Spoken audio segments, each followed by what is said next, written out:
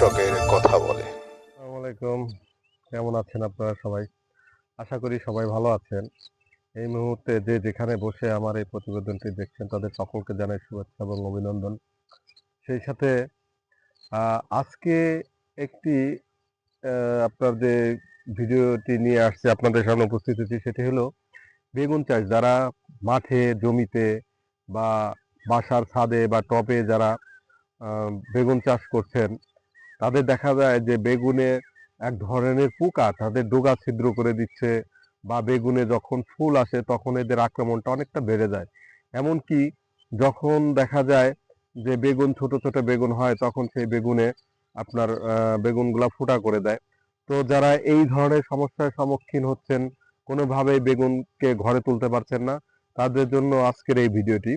তো আপনারা আশা করি সবাই সাথে থাকবে এবং চ্যানেলটি সাবস্ক্রাইব করে আমার সাথে থাকবেন যাতে আপনারা নতুন নতুন চ্যানেল আপনার নতুন নতুন ভিডিওগুলো আপনারা নোটিফিকেশনে পেয়ে যান।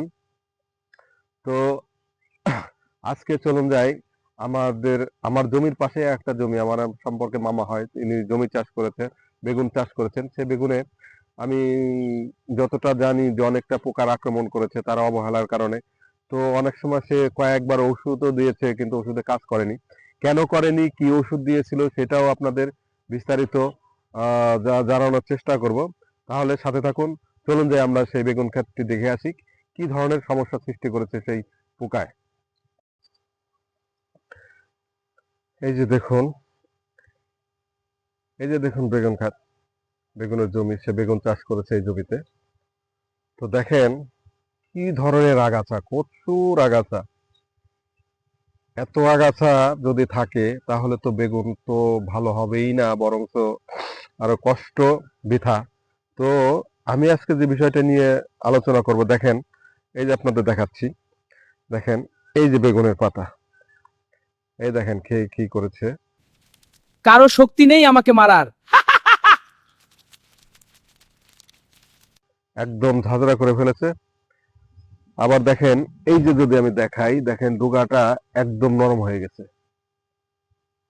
হুম আর এইখানে দেখেন যদি আমরা দেখাই দেখেন গাছের অবস্থা এখানে দেখেন এই যে পচা রোগ ধরছে আপনার এইখানে গাছ এই যে কালো স্পট পড়ে গেছে গাছে এই যে দেখেন পাতাগুলো একদম খুলে খুলে পড়ে গেছে দেখলে আপনার কি এই যে দেখেন ছোট ছোট পোকা এর সাথে অনেক রয়েছে যেটা আপনার ক্যামেরায় দেখতে পাচ্ছেন কিনা জানি না তো আপনারা তো দেখতেই পারলেন যে পরিস্থিতি গাছের অবস্থা কতটা ভয়াবহ।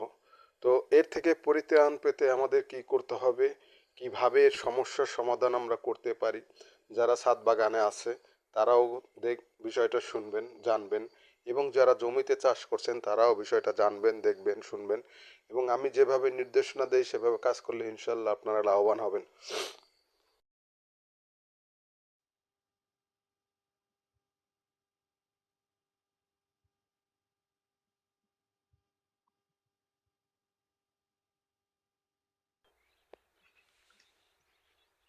তো আপনাদের আজকে নিয়ে আসলাম একটা বেগুন খেতে তো বেগুন গাছের পাতা লেদা পোকা বা সাধারণ পাতা খেকো আপনার শুঁয়োপোকা আক্রমণ করলে পাতার ছিদ্র হয়ে যায় এটা খুব কমন সমস্যা ঠিকভাবে ব্যবস্থা নিলে কিন্তু সহজে এটা নিয়ন্ত্রণ করা যায় আপনারা যদি মনে করেন তো এটা সাধারণত চেনার উপায় কি আপনাদের এই পাতাগুলো সাধারণত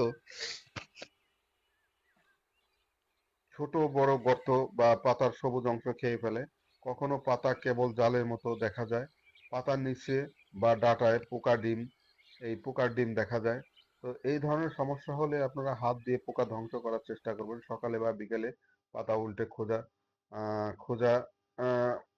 খুঁজে যদি আপনারা পান তাহলে সেটা মেরে ফেলবেন বেশি হলে আপনার গাছটি কেটে ফেলুন অথবা আপনার পাতাগুলো যে পাতাগুলো আক্রমণ করেছে সেই পাতাগুলো আপনি ছিঁড়ে মাটিতে পুঁতে দিন আরেকটা কাজ করতে পারেন যদি এই ধরনের যারা এইটা হলো আপনারা যারা ছাদ বাগান করেছেন বা বাড়িতে শখের বসে যারা আপনার টবে বেগুন চাষ করেছেন বা কয়েকটি গাছ লাগিয়েছেন তারা সাধারণত কীটনাশক না নিয়ে আপনারা যে নিম পাতা যারা অনেকেই জানেন যে বাড়িতে অনেকেই আশেপাশে নিম পাতা আছে এই নিম পাতার নির্যাসটা আপনারা তৈরি করে নিতে পারেন। যেমন 1 লিটার পানিতে আপনার 50 থেকে 100 গ্রাম নিম পাতা ভিজিয়ে রেখে ব্লেন্ডার করে সেটা ছেঁকে নিয়ে সামান্য সাবানের গুঁড়া দিবেন।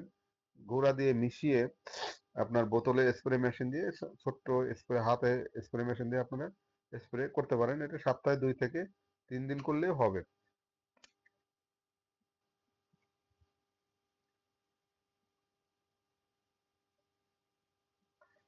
আবার এদিকে আরেকটি বিষয় যে আপনার এই বেগুনের সাধারণত আপনার ফল ছিদ্রকারী এবং আপনার ফল বেগুনের ডগা এবং ফল ছিদ্রকারী পোকার এই আক্রমণগুলা থেকে আমাদের অনেক সময় অনেক বেগুন নষ্ট হয়ে যায়। অনেক সময় এই বেগুনগুলা পচে যায়। ভিতরে কি আপনার বেগুন কাটার পর দেখা যায় অনেক ক্রিয়া পোকা থাকে যেগুলো আমরা অনেক খাওয়ার অনুপযোগী হয়ে যায়। যদি এই ধরনের সমস্যা থেকে আপনার বাঁচার উপায় হলো যে বেগুনের চারা রোপণের 4 থেকে 5 সপ্তাহ পর থেকেই কিন্তু এই পোকার আক্রমণটা বেশি হয়ে থাকে। তবে ফুল আসা শুরু হলে আক্রমণের মাত্রা কিন্তু আরো বেড়ে যায়। সেদিকে আপনারা খেয়াল রাখবেন। পোকা প্রথমে কচির ডগায় আক্রমণ করে এবং ভিতরে নরম অংশ খেয়ে ফেলে। ফলে ডগা কিন্তু নষ্ট হয়ে যায়। তো তারপরে কিন্তু গাছের ফুল ধরা শুরু হলে কচি ফলের ভিতরে কিন্তু ঢুকে নরম অংশ খেয়ে ফেলে। এতে আক্রান্ত ফল পচে যায় এবং খাওয়ার অনুপযোগী হয়ে যায়। সেদিকেও আপনারা খেয়াল করবেন যাতে পোকায় কোনোভাবে আক্রমণ না করতে পারে। অর্থাৎ চারা চারা থেকে ফলন সংগ্রহ পর্যন্ত এই পোকার আক্রমণ কিন্তু হয়েই থাকবে। তো এটা যদি আমরা এই পোকা থেকে আপনারা পরিত্রাণ পেতে চান তাহলে আপনার কিছু কাজ করতে হবে। সেটা হলো সপ্তাহে অন্তত একবার পোকা আক্রান্ত ডগা ও ফল বাছাই করে তুলে মাটির নিচে পুঁতে রাখতে হবে। আবার এর পাশাপাশি ফরমন ফাঁদের ব্যবহার বা চারা লাগানো 2 থেকে 3 সপ্তাহের মধ্যে জমিতে ফরমন ফাঁদ ব্যবহার করতে হবে। আর এটা আরেকটা বিষয় হলো যারা গ্রীষ্মকালীন সময়ে বেগুন চাষ করবেন তাদের কিন্তু গ্রীষ্মকালীন সময়ে প্রতি 15 দিন পর পর এবং আর যারা শীতকালীন করবেন তারা শীতকালীন সময়ে প্রতি সপ্তাহে একবার উপযোগী পোকা ট্রাইকোগ্রামা আপনার আহ, কাইলোনিস ও ব্রাকন হ্যাবিটের পর্যায়ক্রমে ব্যবহার করতে হবে। মানসম্মত বীজ কিন্তু আপনারা ব্যবহার করবেন। নিশ্চিত হয়ে নিন যে বীজের কোনো রোগ বা ক্ষতিকর কিছু আছে কিনা। যদি থাকে সেটা ভালো করে শোধন করে নেবেন।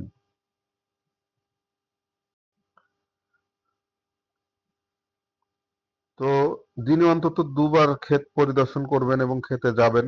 গাছের নিচের দিকে অপ্রয়োজনীয় পুরাতন পাতাগুলো সরিয়ে ফেলবেন। ঝরা পাতাগুলো সংগ্রহ করে পুড়িয়ে ফেলুন যাতে পোকার কখন তৈরি করতে না পারে। কোনো আক্রান্ত গাছ যদি থাকে কিনা তা দেখার জন্য নিয়মিত পর্যবেক্ষণ করবেন। ক্ষেতের চারপাশে আলোর বেড়া দিয়ে মথের প্রবেশ ঠেকাতে পারেন। 1 মিটার চওড়া এবং 3 মিটার উঁচু জাল ব্যবহার করুন যা 3 মিটারের উপরে উঠতে না পারে। সাদা নাইলনের জালও কিন্তু আপনারা এটা ব্যবহার করতে পারেন। তো রাসায়নিক ঔষধ দিয়েও আপনারা এই পোকা আপনারা নিধন করতে পারেন। সেটা হলো আপনার কার্বারিল সাইপ্রামেথ্রিন আপনার 2.5 ইসি অথবা রিফকোড 10 ইসি এর যে কোনো একটি প্রতি লিটার পানিতে আপনার 1 মিলি হারে মিশিয়ে স্প্রে করতে পারেন। এই অথবা পোকা নাও এবার সিনোসাইড আমাকে 45 মেরে এমসি 2 মিলি প্রতি লিটার পানিতে মিশিয়ে স্প্রে করতে পারেন আপনারা। প্রতি ক্ষেত্রে রাসায়নিকের গ্রুপ কিন্তু অবশ্যই চেঞ্জ করতে হবে। একই গ্রুপের ওষুধ বারবার স্প্রে করলে আপনার রেজাল্ট ভালো আসবে না।